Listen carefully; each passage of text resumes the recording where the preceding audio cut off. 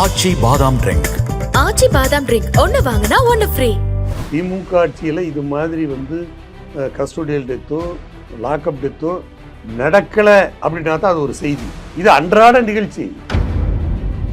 ஜெய்பீம் படத்தை அவ்வளவு நம்ம உள்ளத்தை உலுக்கிடுச்சுன்னு சொன்னார்ல.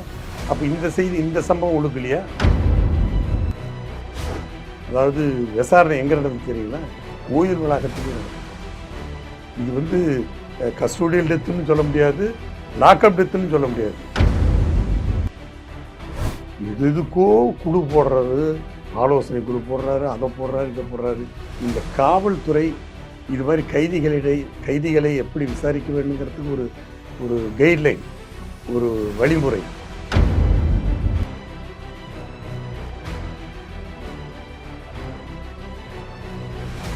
அறுவை சிகிச்சையில் குணம் இது ஆயுட்கால நிவாரணம்.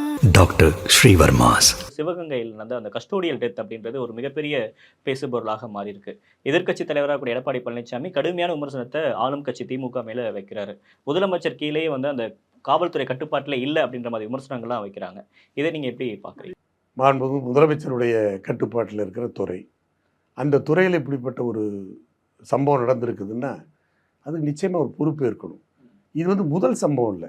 இப்போ எங்கள் ஆட்சி காலத்தில் இந்த சாத்தான்குளம் இவ்வளவு உதாகரமாக்குனாங்க. அது ஏதோ சம்பவம், 1-2 சம்பவம், அது எல்லா ஆட்சியிலையும் நடக்கும், அதை நான் மறுக்கலை.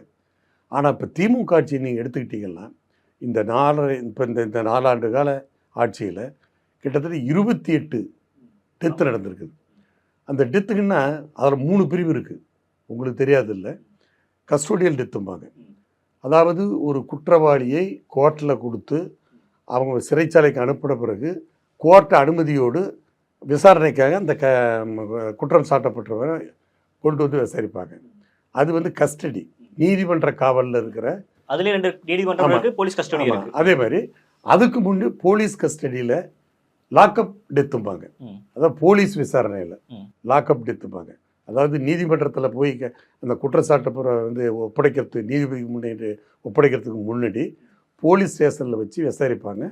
அப்போ ரிமாண்ட் பண்ணுறது 24 மணி நேரம் அவர் லாக்அப்பில் வச்சுருப்பாங்க, ஸ்டேஷன்லேயும் விசாரிப்பாங்க. இது 2 தான் இது வரைக்கும் நடந்துகிட்டு இருந்தது. இப்போ சம்பவம் நீங்கள் சொன்னதால சொல்கிறேன். இந்த திருபுவனம் சம்பவம் எங்கே நடந்தது தெரியுங்களா? அதாவது விசாரணை எங்கே நடந்தது தெரியுங்களா? கோயில் வளாகத்திலேயே நடந்தது. இது கஸ்டோடியல் டெத்துன்னு சொல்ல முடியாது, லாக்அப் டெத்துன்னு சொல்ல முடியாது. அந்த குற்றம் சாட்டப்பட்ட அந்த நபரை விசாரித்தது அந்த கோயில் வளாகத்தில், கோயில் அலுவலகத்துக்கு, அந்த கோயில் அலுவலகத்துக்கு பக்கத்தில் விசாரிச்சிருக்காங்க. அவன் தம்பி இன்றைக்கி சாட்சி அன்றைக்கி பேட்டி கொடுத்துருக்குறாரு. அங்கே தான் வச்சு நடந்திருக்குது. அங்கேருந்து தான் விசாரிக்கப்பட்டார். எப்படி விசாரிச்சிருப்பாருன்னு உங்களுக்கு நாம் சொல்ல வேண்டியதில்லை. ஏன்னா நாம் அதை இதாக சொல்லக்கூடாது. ஆக இறப்பு ஏற்பட்டு இருக்கிறது. அதுக்கு இறப்புக்கு என்ன காரணம் அவங்க உறவினர்கள் சொல்கிறாங்க, அவங்க தம்பி சொல்லியிருக்கிறாரு. அப்புறம் போகிற வழியிலேயே ஹாஸ்பிட்டலில் மரணம். இது பாருங்க, கஸ்டோடியல் டெத்தும் இல்லை, லாக்அப் டெத்தும் இல்லை, பொது இடத்துல விசாரணையிலேயே இந்த மாதிரி ஒரு சம்பவம்னா எப்படி? இது காவல்துறை யார் கட்டுப்பாட்டில் இருக்குது? பட் ஆனால் உடனடியாக நடவடிக்கை எடுக்கப்படுது. 6 பேர் சஸ்பெண்ட் பண்ணப்படுறாங்க. உடனடியாக ஒரு மேஜிஸ்ட்ரேட் முன்னாடி விசாரணையை ஸ்டார்ட் பண்ணுறாங்க. இது எல்லாமே போதுமானதா இல்லை? நான் சொல்கிறேன், அதாவது இதுக்கோ குழு போடுறது, ஆலோசனை குழு போடுறாரு, அதை போடுறாரு, இதை போடுறாரு. இந்த காவல்துறை இது மாதிரி கைதிகளை எப்படி விசாரிக்க வேண்டுங்கிறதுக்கு ஒரு கைட்லைன், ஒரு வழிமுறை வகுக்க வேண்டாமா? இது கோயில் வளாகத்திலேயே அந்த ஆன் தி ஸ்பாட்லேயே இந்த சம்பவம் நடந்திருக்குதுன்னா இது அப்புறம் எப்படி இதை ஏற்றுக்க முடியும்? அது என்ன அப்படி அந்த அதிகாரத்தை யார் கொடுத்தது? பட் நீங்களே சொன்னீங்க இது மாதிரி எல்லா ஆட்சியிலையுமே நடக்கும் அப்படின்னு. இல்லை, எல்லா ஆட்சினா அது ஒரு சம்பவங்கள் 1-2 நடக்கும். இது தொடர் நிகழ்ச்சியாக நடக்குது. அதாவது நீங்கள் சொன்ன மாதிரி திமுக ஆட்சியில் இது மாதிரி கஸ்டோடியல் டெத்தோ லாக்அப் டெத்தோ நடக்கலை அப்படின்னா தான் அது ஒரு செய்தி. இது அன்றாட நிகழ்ச்சி, தொடர் நிகழ்ச்சியாக நடந்துகிட்டு இருக்குது, தொடர்கதை மாதிரி நடந்துகிட்டு இருக்குது. மற்ற ஆட்சியில் ஏதோ ஒரு சம்பவம் நடக்கும், அது விசாரிக்கப்படும். ஆனால் இங்கே இது தொடர். அதான் நீங்களே சொன்ன மாதிரி 28 நிகழ்வுகள் நடந்திருக்குதுன்னா ஒரு நிகழ்வு அல்லது 2 நிகழ்வு அது நமக்கு, அதான் நம்ம கண்ட்ரோல் மீறி, கட்டுப்பாட்டை மீறி நடக்குதுன்னா உடனடியாக முதலமைச்சர் அதுவும் அந்த துறையை கையில் வச்சிருக்கிற முதலமைச்சர் இந்த தடுக்கிறதுக்கு நடவடிக்கை எடுக்க வேண்டாமா? அப்போ என்ன அர்த்தம்? முதலமைச்சர் கையில் இந்த டிபார்ட்மெண்ட் அவுட் ஆஃப் கண்ட்ரோல். அதாவது இந்த போலீஸ் துறையை பொறுத்தவரையிலும் காவல்துறை பொறுத்தவரைக்கும் அவுட் ஆஃப் கண்ட்ரோல், அவருடைய கண்ட்ரோல் இல்லை அப்படிங்கிறது. ஆனால் அவர் வந்து இது மாதிரி கஸ்டோடியல் டெத் நடக்கக்கூடாது, லாக்அப் டெத் எல்லாம் கடுமையாக தடுக்கப்படணும் அப்படின்னு தானே அவர் பேசுறாரு. ஆமாம், சொல்லி ஏங்க ஒரு முதலமைச்சர் இது ஏங்க நானும் நீங்களும் சொல்லலாங்க, முதலமைச்சர் சொல்லிட்டு இருக்கலாமா இந்த வார்த்தையை? ஜெய்பி படம் பார்த்துட்டு வந்து அவ்வளோ பேசுறாரு. ஆமாம், ஜெய்பி படத்தை வந்து அவ்வளவு உலுக்கி நம்ம உள்ளத்தை உலுக்கிடுச்சுன்னு சொன்னார்ல. அப்போ இந்த செய்தி இந்த சம்பவம் உழுக்கலையா? நான் கேட்குறேன். அப்போ இப்போ இது வரைக்கும் ஒரு 2-3 சம்பவத்துக்கு பிறகு இதுக்கு ஏதாவது ஒரு ப்ரிவென்ஷன் இஸ் பெட்டர் தேன் க்யூர்பாங்க. புரியுதுங்களா? Prevention is better than cure. அதாவது நடப்பதுக்கு முன்னாடியே அதை தடுக்கிறதுக்கு உண்டான நடவடிக்கை எடுக்கணும், அதை செஞ்சுருக்கணும். ஆனால் இப்போ இது அவுட் ஆஃப் கண்ட்ரோல். இப்போ இவர் என்ன சொல்கிறார்? இப்போ முதலமைச்சர் அடிக்கடி இந்த அவுட் ஆஃப் கண்ட்ரோல் இது பண்ணுவார். இப்போ இந்த லாக்அப் டெத்துக்கு வந்துடும் சார். இதை பொறுத்த வரைக்கும் முதலமைச்சர் மு.க. ஸ்டாலின் வந்து பதவி விலகணும், அவர் வந்து இதை கண்ட்ரோலே வச்சுக்க மாட்டாருன்னு தொடர்ந்து விமர்சனம் அதிமுக சைட்ல இருந்து வச்சுட்டு இருக்காங்க. பதவி விலகுன்னு எங்கிட்ட பொதுச் செயலர் சொல்லலை. ஏன்னா ஆட்டோமேட்டிக்காக இப்போ தேர்தல் நெருங்கிடுச்சு, மக்களே வெளியில் அனுப்புகிறாங்க, அதுக்குள்ளே நாம ஏன் ஒரு கோரிக்கை வைக்கணும்? நாம் என்ன சொல்கிறோம்னா, இந்த டெத்துக்கு வந்து அவர் வந்து துறை சார்ந்த அதில் பொறுப்பேற்கணும்.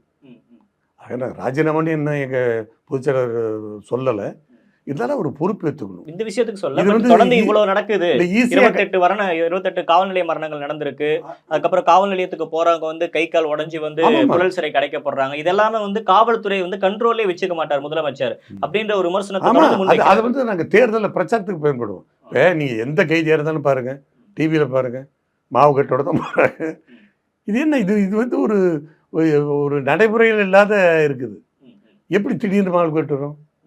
இப்போ என்கவுண்டர் கூட பண்ணுறாங்க. 21 என்கவுண்டர் நடந்திருக்கு. இல்லை, என்கவுண்டர் நடந்திருக்குது. சிலது தவிர்க்க முடியாமல் நடக்கும், சிலது வந்து வாண்டடாக கூட நடக்கும். அது வந்து நம்ம சொல்லலை. இருந்தாலும் ஒவ்வொரு கைதியும் மாவு கட்டு போட்டால் என்ன அர்த்தம்? அப்போ மக்கள் என்ன நினைப்பாங்க? அப்போ இந்த துறை எப்படி இருக்குது? இப்போ நம்மெல்லாம் நான் சின்ன பையனில் நான் உங்கள் நண்பன் ஒரு படம் பார்த்தேன், சிவாஜி நடிச்சிருப்பார்.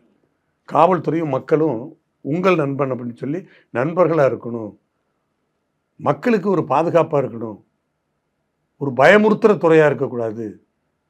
காவல்துறையை பார்த்து நம்மளை பாதுகாக்கிற துறை அப்படின்னு மக்கள் மகிழ்ச்சியோடு இருக்கணும்.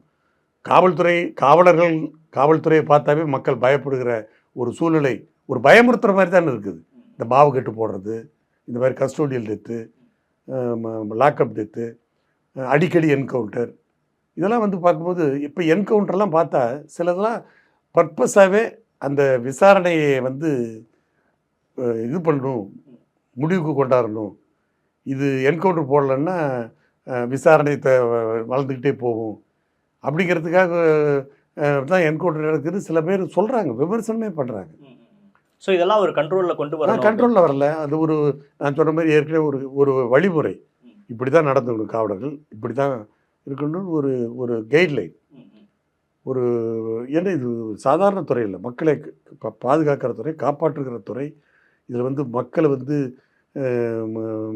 அதாவது சமூக விரோதிலிருந்து காக்கணும், கொள்ளையிலேருந்து காக்கணும், போதைப் பொருள்லேருந்து மக்களை காப்பாற்றணும், அதே மாதிரி பாலியல் பலாத்காரத்துலேருந்து மக்களை பாதுகாக்கணும். அதாவது இந்த சமுதாயம் வந்து ஒரு பிரச்சனை இல்லாத சமுதாயமாக இருக்கணும் அப்படின்னு சொன்னால் காவல்துறையுடைய பங்கு ரொம்ப ரொம்ப முக்கியம். ஆக இந்த காவல்துறை எல்லாத்தையும் பயமுறுத்தி வச்சிருக்கிற மாதிரி ஒரு பயமுறுத்தும் துறையாக இருக்கக்கூடாது என்பது தான் என்னுடைய கருத்து. நிறைய விஷயங்கள் பகிர்ந்துக்கிட்டீங்க சார். 2026 தேர்தலுக்கு அதிமுக எப்படி தயாராகுது, திமுக மேல தற்போது மக்களுக்கு என்ன மாதிரியான அதிருப்திகள்லாம் இருக்கு, குறிப்பா அந்த காவல் நிலைய மரணங்கள்ல முதலமைச்சர் வந்து கூடுதல் கவனம் செலுத்தணும் அப்படின்னு அறிவுரையும் எதிர்க்கட்சி சார்பாக வந்து சாதாரணமா வந்து ஒரு முதலமைச்சர் வந்து இந்த மாதிரி விஷயத்துல சாதாரணமா கடந்து போகக்கூடாது. எதிர்கட்சி கேட்குறாங்கிறதுக்காக இந்த விக்னேஷுக்கு சட்டமன்றத்தில் ஒரு மழுப்பலான பதில் சொன்ன மாதிரி அப்படிலாம் சொல்லக்கூடாது. இன்னைக்கு ஒன்றும் வேண்டாங்க. செய்தித்தாளில் இன்னைக்கு பார்த்தா எல்லா அரசியல் கட்சி தலைவர்களும் கண்டனம் தெரிவிச்சிருக்காங்க. நீங்கள் பாருங்கள், திமுக கூட்டணியில் ஒரு கட்சி தலைவர்கள் கூட இதை பற்றி வாயே தரல. சிபிஎம் சண்முகம் அறிக்கை கொடுத்துருக்காரு. என்ன சொல்லியிருக்காரு? அவர் கடுமையாக விமர்சிக்கிறாரு. இந்த உடனடியாக வந்து காவல் நிலையம் வந்து சஸ்பெண்ட் செய்யக்கூடாது, உடனே அவங்க எல்லாமே வந்து பதவியில வந்து தூக்கணும் அப்படின்ற மாதிரி. இது வந்து அது எப்படி வருது சார்? எதுவுமே நீங்க பண்ண மாட்டாங்க. இல்லை அதாவது இல்லை நான் இதை சொல்கிறேன். சஸ்பெண்ட் பண்ணுறது உடனடியாக பதவி இருக்கணும்னா அது விசாரணை இல்லை அப்படின்னா அது வந்து இது அது இல்ல வந்து அறிக்கை கொடுத்திருக்காங்க திமுக இருந்து ஒரு அறிக்கை வந்து பெரும்பாலான தலைவர்கள் வந்து நான் அறிக்கையை பார்க்கல. அது மாதிரி அதெல்லாம் ஏன்னா மௌனம் சாதிக்கிறார்கள். கூட்டணி கட்சியிலே ஆளுங்கட்சியின் மீது இருக்கிற அந்த ஒரு அதிருப்தியை வெளிக்காட்டுறதுக்கு கூட தயங்குறாங்கும் போது அப்புறம் இவங்களுக்கெல்லாம் இவங்களால மக்களுக்கு என்ன நன்மை இருக்க போகுது? அதனால தான் நம்ம என்ன சொல்கிறோன்னா, இது மாதிரி நாங்கள் வந்து இப்போ எங்களுடைய எதிர்க்கட்சி தலைவர் இப்போ இதெல்லாம் வெளிப்படுத்துகிறாருன்னா மக்களிடம் ஒரு விழிப்புணர்வு ஏற்படுத்தணும். ஆட்சியாளருக்கு ஒரு எச்சரிக்கை. ஆட்சியாளர்களை வந்து நம்ம வந்து ஒரு எச்சரிக்கை கொடுத்து அவங்கள சரியாக செயல்படுத்துறது. எதிர்க்கட்சியினுடைய வேலை என்ன? ஆட்சியாளர்கள் தவறு செய்தால் அதை வந்து சுட்டி காட்டி அந்த தவறிலேருந்து அவங்க திருத்திக்கணும். ஆனால் எங்களுடைய எதிர்க்கட்சி தலைவர் சொல்கிற ஒரு நல்ல கருத்துக்களை நல்ல ஆலோசனைகளை கூட ஏற்றுக்கிற மனநிலைமையில் முதலமைச்சர் இல்லை. எதிர்த்தாலும் கிண்டல் பண்ணுறது, கேலி பண்ணுறது, அல்லது அவரை பற்றி ரொம்ப தரக்குறைவாக பேசுகிறது, இதுதான் கையாளுறார் ஒழிய ஒரு எதிர்க்கட்சி தலைவர் நம்முடைய நன்மைக்காக மக்களுடைய நன்மைக்காக ஒரு ஆலோசனை சொல்கிறாருன்னா அதை நம்ம வந்து கடைபிடிக்கலாமா, அதை வந்து ஃபாலோ பண்ணலாமா அப்படின்னு ஒரு சிந்தித்து ஒரு செயல்படணும். அதுக்காக தான் இது நம்ம ஒரு எச்சரிக்கையை எடுத்துக்கணுங்கிறது தான் என்னுடைய நோக்கமே தவிர மற்றபடி நாங்கள் வந்து இந்த ஆட்சியை வந்து குறை சொல்லுங்கிறதுக்காக எங்களுடைய எதிர்க்கட்சி தலைவர் முதலமைச்சர் மீது குறை சொல்லலை. ஒரு எச்சரிக்கையாக இருங்க. எதற்காக? மக்களுடைய நலன் கருதி, நாட்டினுடைய நலன் கருதி நீங்கள் கொஞ்சம் காஷியஸாக இருங்க அப்படிங்கிறது தான் நோக்கமே தவிர வேறு ஒன்றும். நிறைய விஷயங்கள் பகிர்ந்துக்கிட்டீங்க சார். உங்கள் கருத்திற்கும் நேரத்துக்கும் நன்றி. தேங்க்யூ. நன்றி, வணக்கம்.